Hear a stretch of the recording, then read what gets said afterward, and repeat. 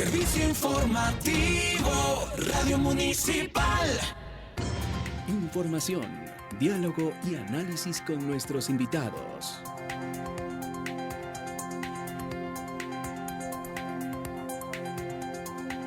Amigos, son las 7 de la mañana con 43 minutos. Esto es la primera emisión de 102.9 Noticias. Previamente al inicio de este servicio informativo dábamos cuenta de la intensa agenda que mantuvo ayer la Asamblea Nacional con varios temas que se trataron no solo a nivel de pleno, sino también a nivel de comisiones legislativas. Uno de los aspectos que sin duda alguna fue parte de la coyuntura el día de ayer tuvo que ver con este pronunciamiento a través de una resolución por parte del pleno en el sentido de exhortar al gobierno nacional de que se tomen las medidas pertinentes en cuanto a esta cooperación que se busca en el ámbito internacional para el combate al crimen organizado, a la delincuencia y demás. Sobre este y otros temas de la agenda de la legislatura vamos a dialogar en estos minutos con Paola Cabezas, quien es asambleísta por la Revolución Ciudadana. Paola, bienvenida. Muy buenos días, qué gusto tenerla aquí. ¿Qué tal, Belkis? Muy buenos días. Saludos a toda la audiencia de Radio Municipal. Evidentemente, la resolución a la que hago referencia y que fue aprobada ayer por el Pleno no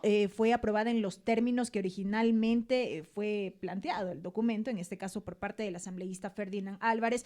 Al final del debate, que fue intenso, se hicieron varias modificaciones, varias correcciones y se exhorta de alguna manera al gobierno nacional a que haga su parte. Sí, Belkis, en efecto. Yo creo que lo fundamental e importante es que quedó claro que la resolución tenía pues un espíritu político. El gobierno ha tenido muchas deudas o tiene deudas, creo que es la principal deuda que tiene su gobierno, que es la nula política de seguridad, el fracaso del Plan Fénix, y ante un escenario complejo para poder resolver este problema a corto plazo, pues buscan la Asamblea Nacional como válvula de escape para intentar cambiar la percepción ciudadana sobre su mala gestión en seguridad. Y creo que si algo ha quedado claro, Belkis, y por su experiencia parlamentaria, usted sabe que las resoluciones son resoluciones que no tienen un ámbito vinculante sobre política pública del gobierno, y en este sentido creo que era importante poderla tratar, porque a la larga creo que la Asamblea Nacional ha demostrado durante todo este proceso que lo que queremos es que el país salga adelante, porque la inseguridad no mira condición social, la inseguridad no mira provincia, la inseguridad nos está golpeando a todos. Sin embargo, el presidente, su gobierno a través de su bancada buscó justamente esta resolución, la misma que no hubo una moción previa presentada por el asambleísta Otto Vera, lo cual permitió que le diéramos otro giro completamente distinto a la resolución. Primero, sacando aspectos de la resolución presentada por el asambleísta de gobierno que hacían parte de ese discurso político. No, y aparte que reñían con la Constitución, porque es importantísimo que se conozca. Y miren cómo son las contradicciones, porque al inicio hablaban de no que politizar el tema. Sí, todo es político, pero sin embargo hablaban de que no podían tomar decisiones en materia de cooperación porque necesitaban justamente la enmienda al artículo 5 de la Constitución sobre el aspecto de bases militares. Pero ahora dicen que quieren cooperación, que necesitan cooperación de, tropas militares extranjeras de países hermanos para darle pues un combate directo a la inseguridad. Entonces creo que ahí hay contradicciones, porque decían no podemos tomar decisiones porque la enmienda se tiene que todavía tramitar la enmienda, pero ahora dicen que eso se trabaja ahora mismo en cuerda separada. Pero es que por eso una cosa no es, no se contradice con la otra. Eso, por eso pudimos demostrarle ayer en el debate que no lo han hecho porque, primero, mire, no tienen idea. Mire, hay justamente un acuerdo con Estados Unidos, un acuerdo que lo contrajo Guillermo Lasso y que lo ratificó justamente Noboa para un acuerdo de apoyo con el gobierno de Estados Unidos. Digamos que tienen una herramienta que podrían utilizarla. ¿Por qué no lo hacen? Justamente porque Estados Unidos, sus prioridades en este momento no están pues venir al Ecuador a venirle a dar haciendo el trabajo a un presidente que no ha hecho nada. Trump tiene otras prioridades. no traer bases militares. Es más, una de las delegadas del gobierno de Estados Unidos en materia de seguridad dijo acá, no tenemos interés de poner bases militares en el Ecuador. Entonces, si no tienen interés, esa era la pregunta, la duda. ¿Cuáles son los países que quieren venir a cooperar? ¿Bajo qué términos? ¿Bajo porque qué no hay transparencia en ese términos? sentido. Y sobre eso, Paola, si me permite. Y lo económico, Ajá. porque mire, Perú en este momento está teniendo condiciones similares de inseguridad que el Ecuador. Es más, en el Congreso de Perú también se están discutiendo reformas sobre temas de las penas, porque también se están utilizando menores de edad justamente para ser cooptados por el crimen organizado en Perú. Perú tiene sus problemas, Colombia tiene sus problemas. Entonces, por eso queríamos que nos transparentaran. Bueno, yo creo que también ha quedado claro que el gobierno recién iba a tomar contacto con algún país que le quiera apoyar, a ver quién quiere, quién puede. Entonces, creo que eso es irresponsable. Y esto precisamente fue una de las observaciones que hicieron ayer estos expertos en derecho a quienes recibieron ustedes en Comisión General, y más allá de hacer el énfasis en el sentido de que el gobierno no necesitaba esta postura como tal, un pronunciamiento por parte de la Asamblea, ellos alertaban de posibles consecuencias de una postura en este sentido cuando no hay nada en firme, cuando no hay nada en concreto, cuando no se ha transparentado la información sobre lo que usted decía, cuáles son los términos que se negociarían en estos acuerdos, con qué países, en qué tiempo, el tema del financiamiento y demás. Entonces, esto también de alguna manera fue subsanado ya en la resolución final que adoptaron ayer. Sí, mire, es una resolución política, declarativa, diría yo. Ahí también se le conmina a este Consejo de Seguridad que cada 15 días informe a la Comisión de Seguridad sobre los avances que tienen sobre este tema. Creo que es lo importante, que nos estén informando qué es lo que hacen, cómo avanzan sus conversaciones, porque nadie puede negarse a la cooperación, porque todos los países, y el Ecuador no es la excepción, hemos trabajado en cooperación. Cuando éramos gobierno, teníamos los gabinetes binacionales de seguridad, el CONBIFRON, que funcionaba justamente para generar estrategias con nuestros países hermanos y que permitan trabajar en red, ahora sí, para enfrentar el crimen organizado transnacional. El tema es que el Ecuador no ha dado, con el gobierno de Noboa, no ha dado certezas de tener primero conocimiento, de tener capacidad y sobre todo liderazgo para tomar decisiones en materia de seguridad. Y eso se le hace difícil a cualquier país poder tomar una decisión de este tipo. Yo insisto, Colombia tiene sus problemas, Perú, que son los países cercanos, tiene también los suyos. No sé si quieran venir con sus tropas poniendo plata logística para venirla a solventar los problemas a un presidente que sí ha tenido una ineptitud probada en materia de seguridad. Correcto, Paola. Dejo de lado este tema. Habrá que ver si en efecto se cumple esta información periódica que ustedes han requerido a través de esta resolución por parte del gobierno. Ahora, hay otro tema que también centra la atención y que fue noticia en horas de la mañana el día de ayer a propósito de esta decisión del Consejo de Administración Legislativa CAL de retomar de alguna manera el análisis de un proyecto de enmienda constitucional que busca más o menos fortalecer la dolarización en el país, que se reconozca el dólar como moneda oficial en el Ecuador, y para eso se requiere de esta modificación en la Constitución de la República. El tema, si no me equivoco, será puesto o ya está puesto en agenda para esta semana. El día de mañana. Para el día de mañana en el Pleno de la Asamblea.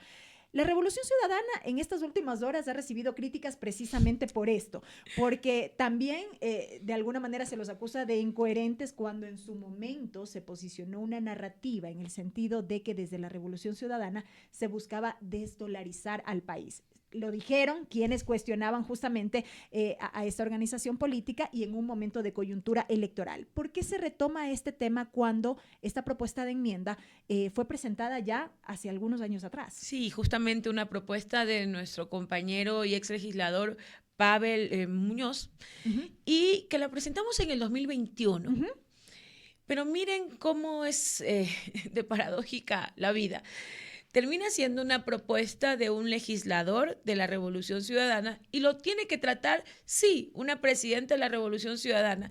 Y si vamos a hablar de temas políticos, quizás los presidentes anteriores, como no era una propuesta de ellos, decidieron no tratarla. ¿Lo mantuvieron en la congeladora porque no pertenecían a la misma línea? ¿Esa fue la razón? Mire, para mí eso es claro, porque el dictamen de Corte Constitucional estuvo listo en agosto del 2022. Pudo haberlo puesto Saquicela, pudo haberlo puesto Henry Kronfle. ¿Por qué no lo hicieron?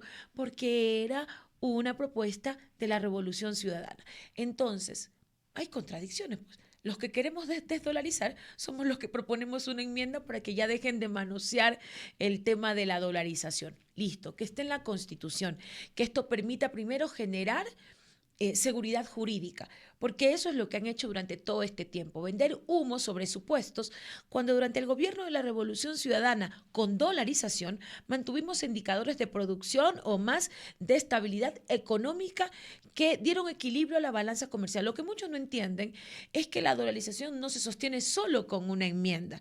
La dolarización se sostiene también con políticas económicas que protejan la economía local, que permitan más exportación que importaciones. Hoy es todo lo contrario. Estamos desincentivando la producción local, estamos hasta poniendo en riesgo los pocos mercados que tenemos. Cuando sale un presidente furibundo a decir que le va a incrementar aranceles a México y pone en riesgo justamente uno de los mercados en donde se exporta camarón. Así se actúa. Entonces, esas sí son políticas contracíclicas que afectan a la dolarización. Sin embargo, creo que es demostrado, y los datos lo dicen, que durante el gobierno de la Revolución Ciudadana se tomaron decisiones, sí, firmes para fortalecer el mercado local, para mayores exportaciones, para ampliar mercados y que la balanza comercial se pueda estabilizar y que no solamente nos dediquemos a importar, que generemos nuevos dólares, porque lo que no entienden los que piensan, los que gobiernan en español pero piensan en inglés, que lo que necesitamos en este momento es que los dólares no salgan del país. Y eso es lo que no han hecho durante todo este tiempo. ¿Qué más muestra de querer nosotros fortalecer la dolarización? Cuando somos nosotros que ponemos la propuesta de enmienda, somos nosotros que estamos preocupados porque no se generen leyes para la fuga de capitales, somos nosotros los que estamos permanentemente preocupados por los productores locales. Mire, esto se cae por su propio peso, Belkis. En la línea de este señalamiento de incoherencia al que yo hacía referencia, hay quienes han desempolvado, voy a utilizar este término, la tesis de Diego Borja, en donde hacía referencia a una salida ordenada de la dolarización. Y es allí en donde radica este cuestionamiento. Mire, ¿Cómo lo han analizado ustedes a la interna? No, mire, ese es un paper que escribió Diego Borja en su época de académico, en el año, estamos hablando entre 1999 y 2000, cuando justamente en el país se discutían estos temas, que si era convertibilidad, si era dolarización, si era nueva moneda, y eso fue publicado pues, justamente por Flaxo. A ver, yo creo que entre lo que puede haber escrito un académico y lo que hizo Diego Borja como ministro coordinador de seguridad, ministro coordinador económico, gracias, ministro coordinador de la política económica, exdirector del Banco Central, habla completamente, desdice o se cae por su propio peso, porque fue justamente con políticas generadas por Diego Borja que se permitió sostener y fortalecer la dolarización. Y en el gobierno del presidente de la Revolución Ciudadana hemos sido completamente claros y hemos sido protectores justamente de esa dolarización, porque el dólar, si bien no es una moneda que imprimimos nosotros, es la moneda que adoptamos hace más de 25 años y es la que tenemos que proteger al productor local, proteger la economía popular y solidaria, proteger al sector privado, porque lo que no entendemos es que aquí no hay un divorcio entre lo privado y lo público. La inversión pública también es importante para el fortalecimiento de la dolarización, pero nada de eso dicen. Ponen estos cucos siempre en campaña y creo que lo que ha quedado demostrado que si hay un gobierno que supo sortear de manera primero clara, pragmática, la dolarización, fue la Revolución Ciudadana y lo hemos hecho. ¿Qué les hace creer que no lo haremos con un posible gobierno de Luisa?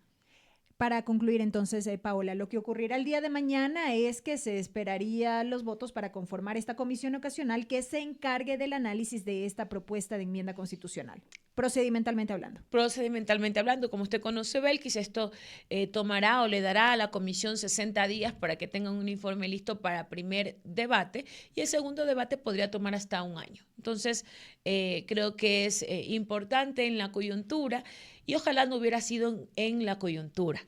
Ojalá hubiera tenido la Asamblea Nacional con quienes la presidieron antes tener la voluntad de tratarlo. No lo hicieron. Ahora quienes sí estamos a favor del país, de la dolarización y que no queremos que sigan manoseando y utilizando justamente en momentos de campaña un tema tan delicado para los ecuatorianos, hacerlo de una vez. Hacemos esa enmienda al artículo 303 y que esto quede ya plasmado en la Constitución para que no haya ninguna duda y para que ningún otro político llegue a poner el fantasma de la desdolarización y que nos asusten o que pongan en vilo al pueblo ecuatoriano. Paola, muchísimas gracias por habernos acompañado esta mañana. A usted, Vil, que siempre es un gusto. Excelente día a todos. Paola Cabezas, asambleísta en diálogo con 102.9 Noticias, primera emisión. De esta manera, amigos, cuando son las 7 de la mañana con 59 minutos, estamos cerrando este servicio informativo.